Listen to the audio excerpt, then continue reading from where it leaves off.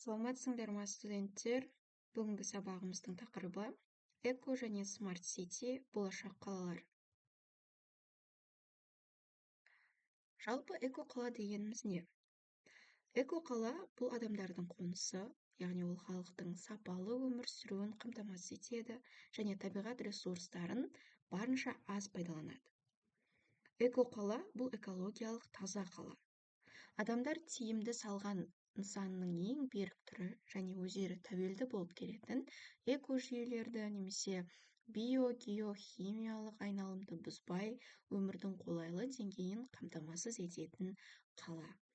Эко-қала экологиялық талаптармен және әлеуметтік-экономикалық жағдайлармен үйлескен қала болып табылады. Жалпы эко-қаланың тұрғындары үшін кедергісіз, тұрақты және ресурстық жағынан тиімді даму жолына қажетті экономикалық мүмкіндіктер беретін қала болып табылады. Бүкіл әлемде эко-қалалардың құрылысы қазіргі таңда дамып келе жатыр, сондай-ақ смарт сити элементтері жоспарланып енгізілуде. Экологиялық қоныстар құрылысының еуропалық көшбасшыларының арасында Дания, Швеция, Ұлыбритания, Германияны айтуға болады. Данияда жалпы Копенгагеннен басқа экологиялық қалалар мәртебесінде тағы 5 қала бар. Данияда барлық смарт грид сынақтары мен таныстырылымдар жобасының 25% өткізіледі.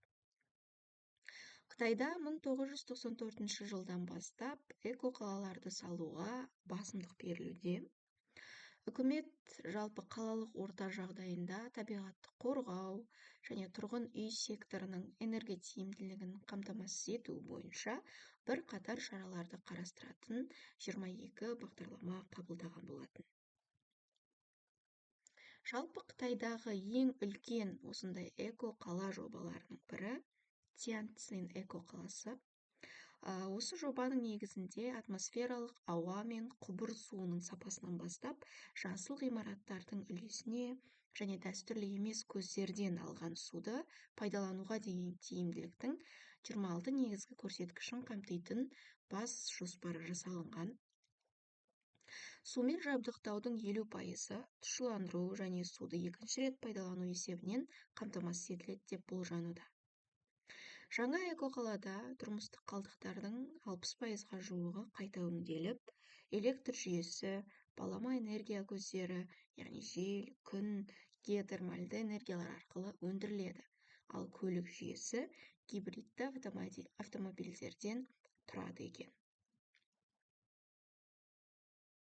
Суретте бізде берілген Тяньцзин эко-қаласы, яғни Қытай мен Сингапурдың мемлекеттерінің бірлескен жобасы болып саналады.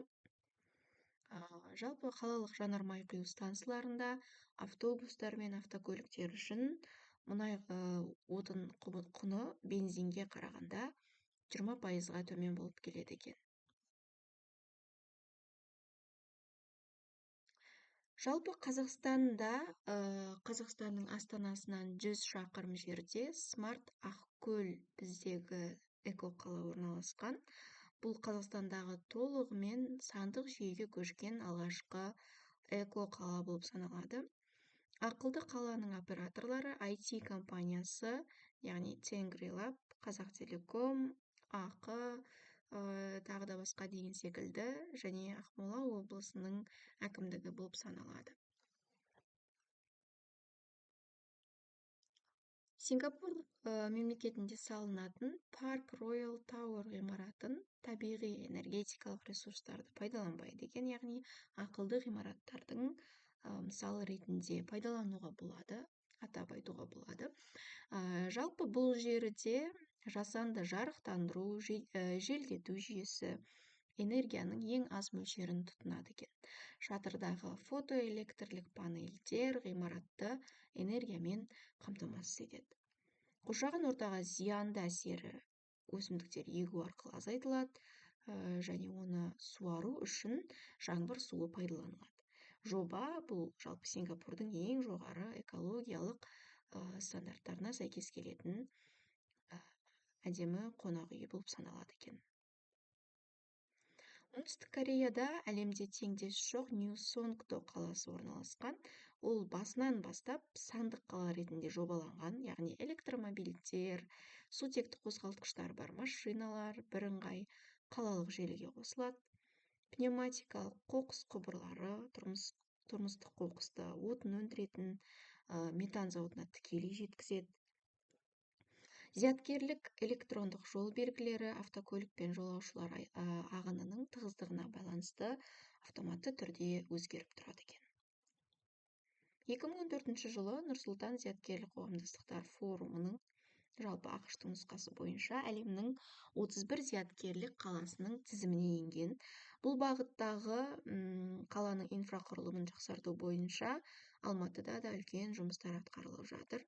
Экологиялық жағдайды жақсарту үшін автокөлік қозғалыс жүйесі қайта құрылған, қалалық жолаушылар көлігі үшін, велокөлік, самокаттар үшін жолақтар бөлінген, велосипедтерді жалға беру жүйелері қойылған. Жалпы Сингапурдың халқы үшін қаладағы оңтайлы тұрмыс жағдайларын таңдауға, тіршілік ортасының әртүрлі жағдайын модельдеуге көмектесетін компьютерлік жүйелер әзірленуде. Испанияда Сантандер аймақтағы жоғары технологиялы ақылды қалалардың бірі, яғни ол қалада Еуропалық комиссиядан муниципалдық қажеттіліктер үшін 12 мың датчикті көше шамдары, көлік тұрағы сатып алу үшін 11 миллион ақш доллары грант алған болатын. Нидерландта елдің миллиондаған халқына арналған электромобильдерді жылдам қуаттау инфрақұрылымы салынған болатын. Жол бойында орналасқан станциялардың әрқайсының күн шатыры бар. Жалпы эко-қала, смарт қалалар, ақылды қалалар дегеніміз осы. Ендеше тапсырма берілген 6 сөйлем бойынша сөйлемдерді толықтырамыз.